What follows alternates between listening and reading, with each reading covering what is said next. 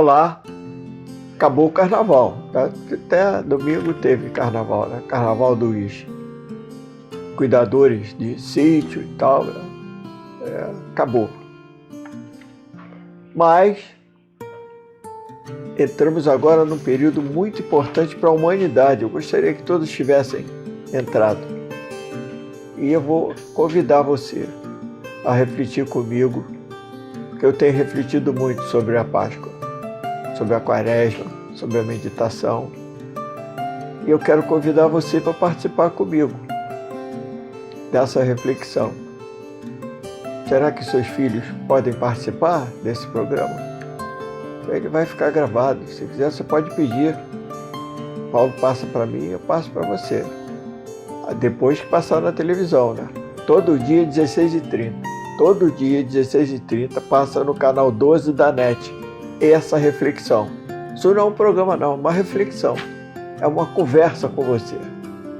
Então agora, vamos nos preparar. Eu estava vendo os jornais agora, preocupado com o preço do peixe. Então agora vamos nos preocupar com o peixe e com o ovo de Páscoa. Será que é isso que a gente precisa pensar? O país está numa revolução terrível. Não é agora, não. Começou em 1960. Olha só. O que aconteceu lá? Tá? O homem deixou de ser cabeça do casal. Antes, o homem é que decidia se essa mulher ia trabalhar. 1960, 40, com 24, 64 anos atrás. Aconteceu isso. E em 60 anos mudou a história do Brasil. Por quê? A mulher teve a iniciativa de começar a participar do mercado de trabalho. Antes só se o marido deixasse. Seus filhos, adolescentes, ainda jovens, não pegaram esse período. Mas eu nasci em 46, logo após a guerra. Eu pude acompanhar toda essa história, na minha infância, na minha adolescência, ver tudo acontecer. E o que eu quero refletir com você? O que aconteceu com a família? Eu já venho acompanhando a família há 50 anos. Comecei com 27 anos. Quando eu comecei a estudar, os pensadores, os sociólogos, que tentam mostrar como é a sociedade, né? Alguns me aprofundei para entender um pouco como é que os grupos funcionam. A família é um grupo que está atualmente disfuncional. O que é um grupo disfuncional? É quando a sua função principal desaparece. E qual é a função principal da família? Integrar, criar, construir. E não está acontecendo nada disso. De lá para cá, por que, Laerte, aconteceu? Porque a mulher teve a liberdade, mas a estrutura social não lhe permitiu fazê-lo de forma adequada. Porque os homens não foram sensibilizados para entender como ia se formar esse grupo social com os dois saindo de casa. Até onde o marido, o homem, foi preparado para entender que ele deveria participar das atividades de casa. Meu pai não era assim, não. Meu pai chegava em casa, 6 filhos, tinha um para pegar o sapato dele, outro para trazer o chinelo, sabe?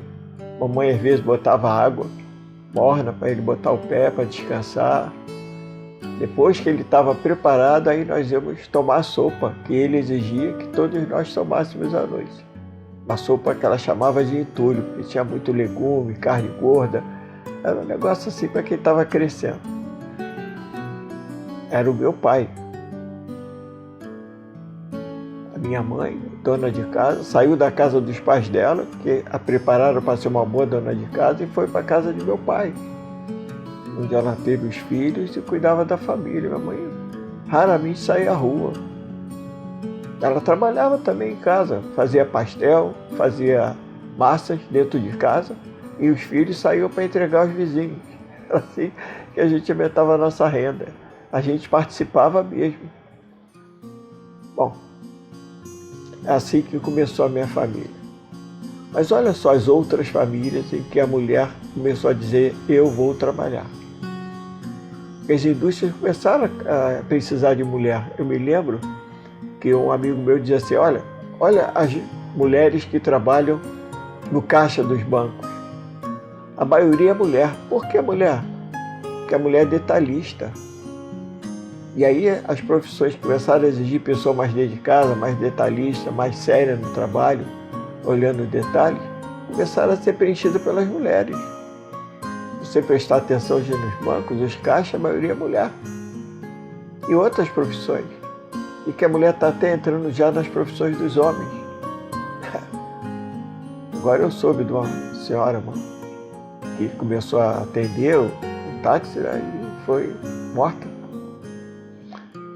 Os homens agora estão sendo, as mulheres estão sendo mortas também agora do trabalho. Mas elas viviam protegidas na comunidade e no lar.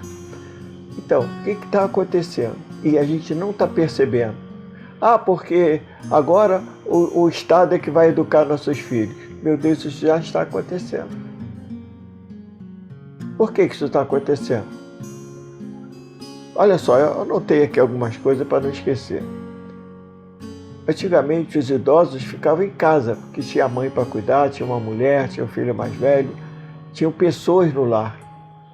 Hoje saiu todo mundo. A criança em tempo integral, o jovem também na universidade, todo mundo longe de casa, a maioria muito longe de casa.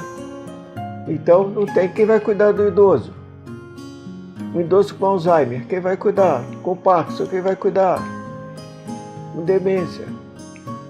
Aí surgiram os asilos. Então agora é o asilo que vai cuidar desse idoso. E é a creche que vai cuidar da criança. Hoje o pai já está se perguntando se com 6 meses já pode botar na creche, porque os dois têm que trabalhar. E está difícil ter babá. Babá está muito caro. A vovó está trabalhando também. Se não está no asilo é porque está trabalhando. O vovô também está trabalhando. Eu sou vovô, eu trabalho.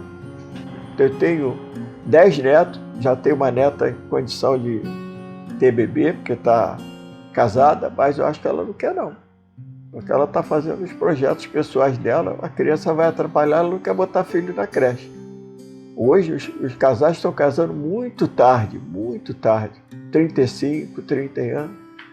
E a vida deles já está tão montada que é difícil pensar num filho. A natalidade na Europa toda baixou, né? Na China está baixando. E no Brasil, a estatística a gente não sabe como funciona a estatística no Brasil, né? A coisa mais engraçada é a estatística, as diferenças que dão em cada grupo que faz a estatística. É um negócio assustador, então a gente fica meio perdido, né? Mas vamos lá, vamos continuar aqui. Asilo e creche, fazendo parte que antigamente a família fazia, a comunidade fazia, porque tinha uma mãe que ficava perto, tinha a vizinha que ajudava. Aqui mesmo, a gente está morando numa rua sem saída, ainda tem um restinho disso, né? Tinha um senhor aqui que precisava de ajuda, às vezes a esposa dele precisava sair, ele começava a gritar e várias pessoas da comunidade lá conversar com ele, porque a nossa rua é sem saída e virou uma comunidade aqui. Interessante mesmo, né? Eu me lembro da minha infância que era assim, levar comida um para o outro, a vizinha atrás, quando ela vai para a cidade do interior, ela traz o limão, olha, está aqui o teu limão que você gosta. E uma cliente minha começou a fazer uma empada gostosa, eu trouxe aqui, dividi com todo mundo. Ela estava me falando hoje, Laerte, que empada gostosa, foi você que fez? Eu falei, não, eu fiz a estratégia para a empada chegar. Então tem isso aqui que é muito bom mesmo, porque você tem um conceito de grupo que a gente perdeu. Às vezes a gente não conhece nem o vizinho da porta, né, do nosso apartamento. Bom, então, 6 meses, 1 ano, vai botar a criança na creche, porque o pai e a mãe estão trabalhando e ficam em paz porque estão sabendo que a criança está bem cuidada. Os pediatras avisam, vai ter gripe, vai ficar doente, vai ser mordida, porque isso acontece, tá? Mas tudo bem, em prol do trabalho, da produção e do investimento que a mãe e o pai estão fazendo no trabalho para poder dar a ela uma creche de alto padrão. Olha só. Né? Interessante isso. Adolescente já está, né? A propaganda do governo é tempo integral.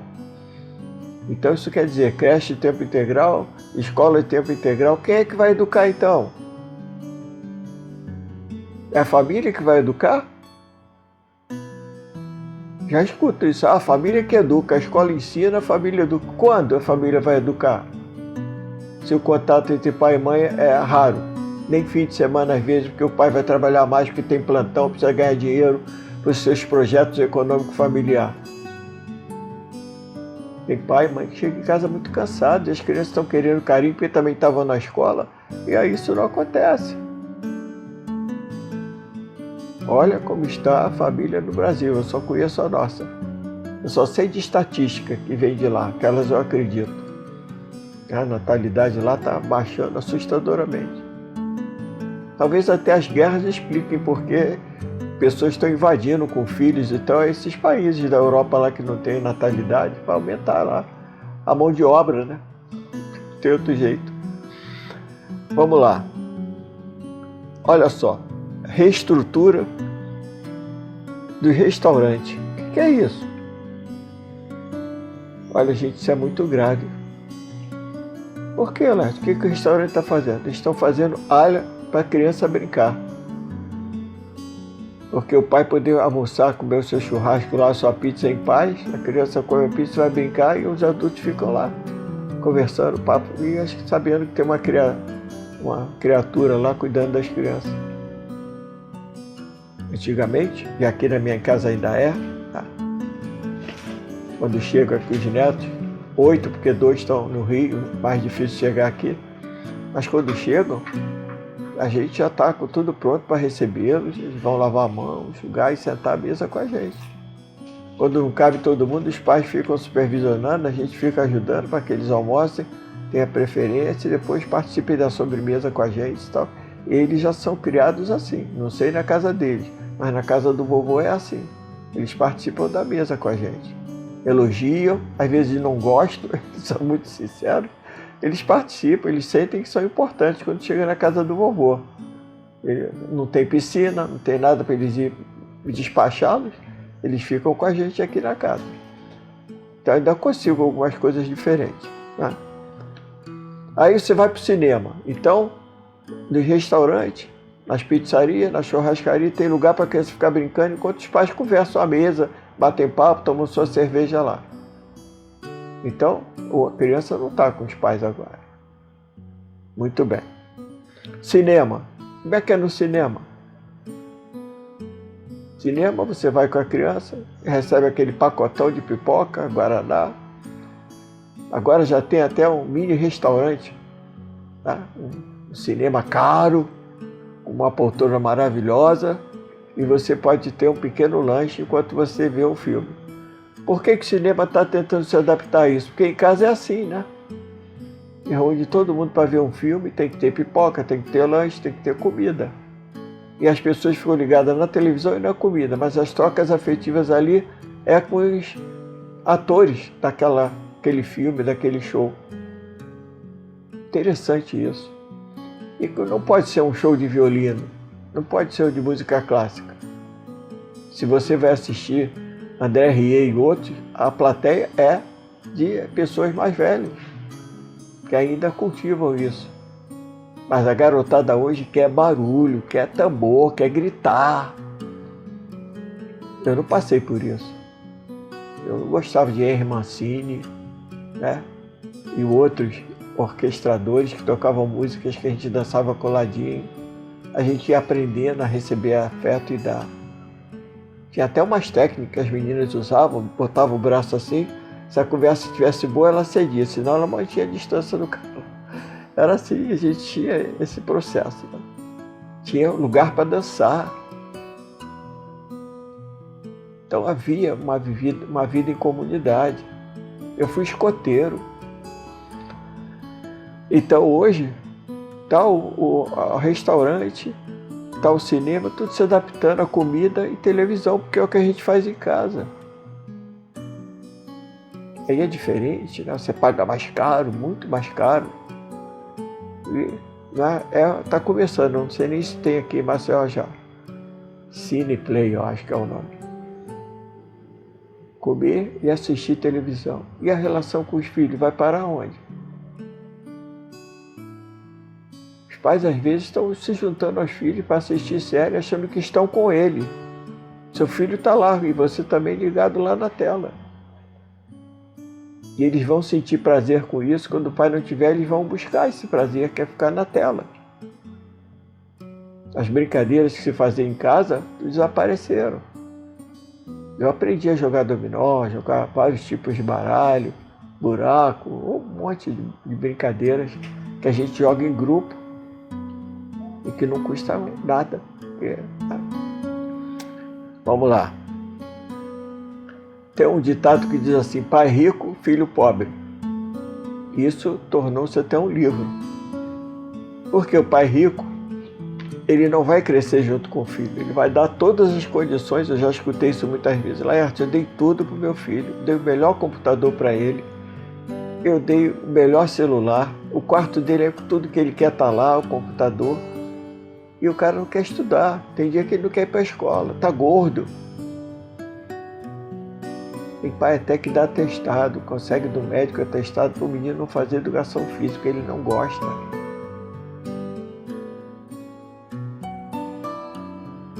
Então esses aparelhos vai substituir você, pai, você, mãe.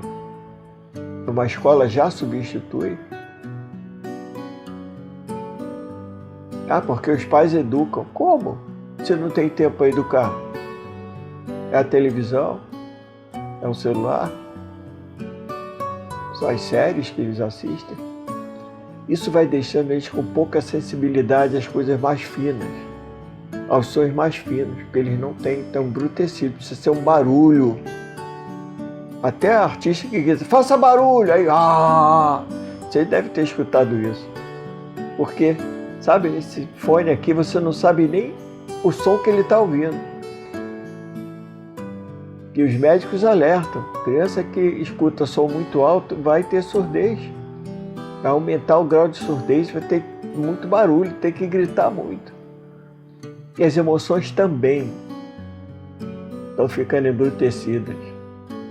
Por que a criança gosta de suspense? Tem que ser um negócio forte para ele sentir emoção. Ele quer emoção, porque ele não sente mais. Está tudo embrutecido dentro dele. Por essas guerras, por esses vídeos de matar. Essas competições de matar. Eu fiquei muito preocupado quando chegou aqui o tal do paintball. Não sei nem se existe mais. Mas é a realidade, é a fantasia mais próxima da realidade. Você recebe uma arma com bolinhas de sangue, na verdade são anilina, né? E você vai por corredores, reais corredores, pessoas reais, e você vai, quantos tiros ele levar, se ele levar 10 tiros, aí ele morre. Ele sai da brincadeira, um negócio assim, eu nunca quis fazer, não me interessa ter sensação de estar matando, né? Muito bem. Então, o filho do rico é aquele que pode pagar uma boa escola, dar o melhor celular. Ele deixa que o filho seja educado dessa forma, pela escola e pela mídia. Então, quem é que está educando o seu filho? Cadê o vovô, a vovó que estou trabalhando, mora longe? Cadê? Essa solidão? Porque o celular é o mal do século. Nada disso. O celular só entra onde há um silêncio afetivo. Onde não há convivência familiar, de participação, toda a dinâmica, todo mundo conversar sobre o que está fazendo na minha escola, na sua escola, no meu trabalho, nossos projetos, sabe? Não tem essas conversas. Por isso que os restaurantes, os cinemas estão se adaptando para levar o seu filho para lá. E lá ele está recebendo a cultura, os padrões de verdade e de mentira. Olha só. Então quem está educando o seu filho? Já é o governo, já é a mídia. E se a mídia através do governo vai educar seu filho, vai educar sim. E vai ser uma criança com pouca sensibilidade. Porque ela vai ser embrutecida.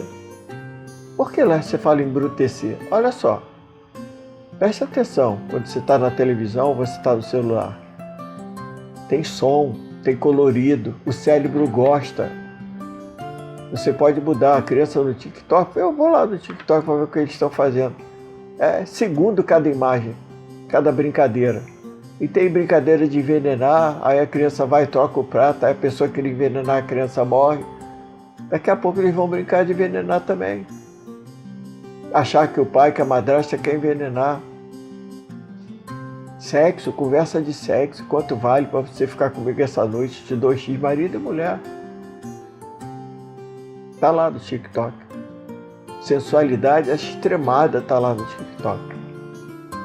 E seu filho tá ali. Me desculpe, né? Mas eu vou relatar isso mais vezes. O pai de um menino de 15 anos, a namorada, o pai foi na casa da menina, pedi para ele levar e trazer, o pai deixou. E ele chegou um pouco mais cedo lá na festa, era uma festa numa fazenda, tinha lá o DJ. Me desculpe. Diz assim, as crianças estão ouvindo isso. Fica de quatro para eu tirar o seu cabaço. Cachorra, sei lá o que e tal. Vai ter mais feminicídio, vai ter homem agredindo a mulher. Se a menina está lá escutando isso, está concordando, cadê o feminismo para combater essas músicas? Gente, olha o que está acontecendo com seu filho, o que ele está recebendo. Aí o menino disse, seu pai tirou eles mais cedo da festa, vinha no carro e perguntou, rapaz, pai, a gente não vai fazer aquilo não, é só a gente tá brincando. Eles nem percebem que está fazendo a cabeça deles. Imaturos ainda para entender o que está por trás de uma palavra. Aquilo é só palavra. Seu filho pode estar escutando isso numa festa que você não sabe a música que está tocando lá. E o show de televisão, o último que eu vi foi triste, tétrico, horrível. A mulher esticava palavrão. Teve uma que perguntou assim, quem é chifrudo aí? Vamos acusar aí. Qual é a mulher que te traiu? Assim, perguntando lá durante a música. Até que a gente vai parar com isso? Seu filho está nesse bolo. E quantas vezes você teve tempo de conversar com ele sobre a sua vida? Sobre a sua história? Seus filhos conhecem, Lécio? Conhecem a minha história todinha. Eu já contei várias vezes para eles a história do vovô deles, da vovó deles. Interessante isso. E a minha história, eles conhecem, até assistindo meu programa, eles conhecem a minha história. Muito bem. Olha só, isso eu tenho falado bastante. Esse vestibular unificado. Já recebi no consultório adolescente de 16 anos que veio do Rio Grande do Sul. Um gênio, um garoto especial. Entrou em depressão. E lá no consultório foi trazido por um colega de sala, viu que ele estava querendo ficar sem ir à aula e tal, a família ligava, ele dizia, tá tudo bem. Um dia esse colega viu, o rapaz não tá bem. Não, vai passar, vai passar. Aí trouxe ele para mim, um menino que já tinha feito terapia comigo. Aí eu liguei para o Rio Grande do Sul. Os pais vieram imediatamente e levaram ele de volta. Ele estava entrando em processo depressivo. Agora, tem uns que para não entrar em depressão vão fumar maconha, vão tomar droga. E os pais estão bem longe, a família bem longe, não tem ninguém que veja o que está acontecendo com ele. As universidades estão tomadas de ideologias. E eles, coitados, têm que se ajustar. A televisão já mostrou alguns rejeitados, agredidos, quase ameaçados de morte, porque pensavam diferente. Como é que está o seu filho? Até onde você jogou ele, numa cidade estranha, ele disse para ele, cuidado meu filho, e pronto.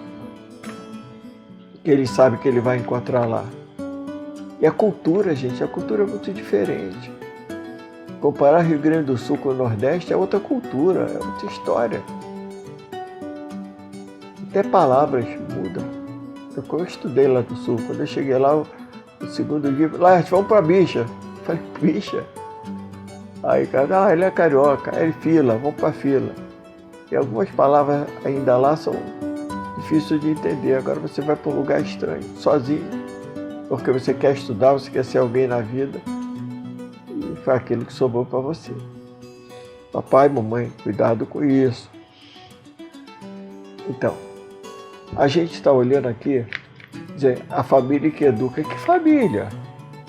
Um filho que vai viver no quarto, na escola, tempo integral, almoça na escola.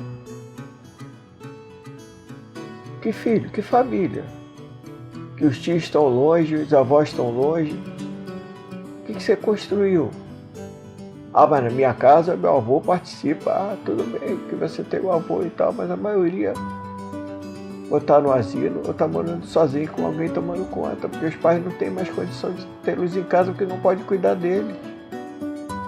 Da mesma forma, uma criança de 6 meses, às vezes, vai para a creche. E não é porque é pobre, não, é porque não tem tempo. Os pais estão se formando ainda, estão se preparando. Aí o cara diz assim, 5 minutos, Paulo. Aí o cara diz assim, eu só vou ter filhos depois que eu me realizar profissionalmente. Bom, vai passando.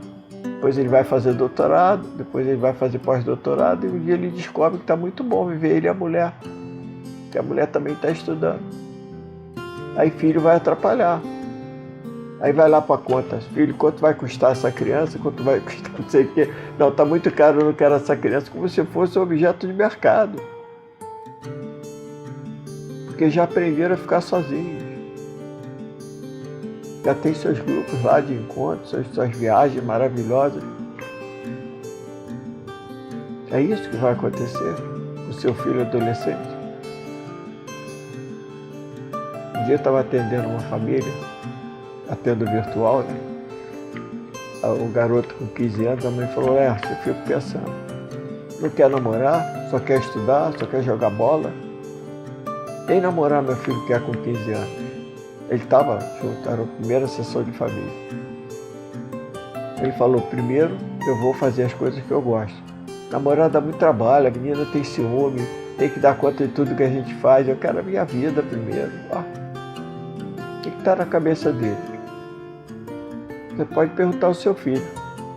Filho, como é que você pensa de casar? Quando é que você está pensando? Qual é o teu projeto de vida? A gente às vezes não pergunta. Quando a gente pergunta, ele diz, não sei, porque não está afim de falar sobre isso com você. Porque ele nem sabe o que ele quer. Ele não tem nem projeto pessoal. Você nem sabe com as suas habilidades dele. Às vezes eu faço teste vocacional aqui e os pais se surpreendem com aquele interesse por uma área que o pai nunca viu. Porque não participou da vida escolar dele.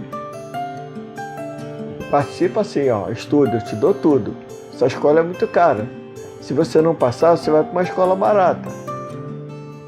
Só para fechar, né? O pai, rico, o filho estava numa escola de rico e foi reprovado. Ele falou, se você for reprovado mais uma vez, você vai para uma escola de pobre. Aí, o garoto não deu bola, não acreditou, filho único. Tudo bem. Aí foi reprovado de novo. Aí a mãe chorosa, amor, não vou botar o nosso filho numa escola de baixo ensino, porque não vai dar certo. Não, prometi, nem que ele passe os 6 meses lá para ele aprender o que é. E aí o garoto foi para uma escola de criança pobre.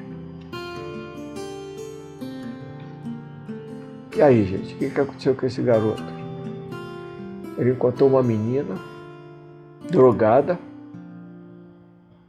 que frequentava a escola, os interiores lá, porque conhecia todo mundo, tratava bem os professores, era traficante de droga dentro da escola. Pegou o menino para namorar e fez sexo com ele, que ele nunca tinha feito. E a coisa piorou. Quando os pais descobriram, chegaram lá para mim, e agora, o que eu faço? O que a gente faz depois que descobriu que a gente entregou o filho por um drogado? Ou por uma drogada? A gente vai continuar conversando sobre isso no próximo programa. Agora, deixo essa reflexão para você. A conversar com a sua filha, com o seu filho sobre casamento e família. Você vê como é que eles estão em relação a isso. E lá na frente, o Brasil não vai deixar de produzir bebê. A frequência necessária. Ok? Até o próximo.